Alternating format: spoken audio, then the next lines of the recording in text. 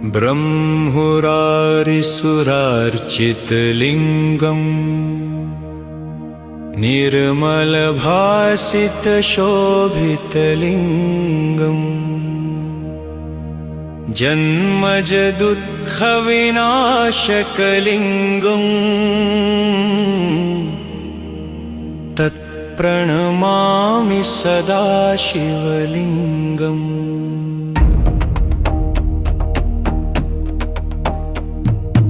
देवमुनिप्रवरार्चितलिङ्गम् कामदहं करुणाकरलिङ्गम् रावणदर्पविनाशनलिङ्गम् तत्प्रणमामि सदा शिवलिङ्गम्। सर्वसुगन्धिसुलेपितलिङ्गम् बुद्धिविवर्धनकारणलिङ्गम् सिद्धसुरासुरवन्दितलिङ्गम् तत्प्रणमामि सदा शिवलिङ्गम्। कनकमहामणिभूषितलिङ्गम् फणिपतिवेष्टितशोभितलिङ्गम् दक्षसुयज्ञविनाशनलिङ्गम् तत्प्रणमामि सदा शिवलिङ्गम्।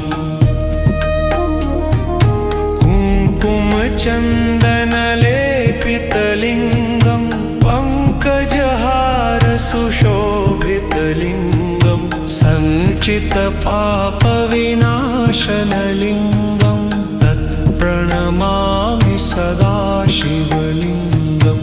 देवगणार्चितसेवितलिङ्गम् भावैर्भक्तिभिरेव च लिङ्गम् दिनकरकोटिप्रभाकरलिङ्गम् तत्प्रणमामि सदा शिवलिङ्गम्।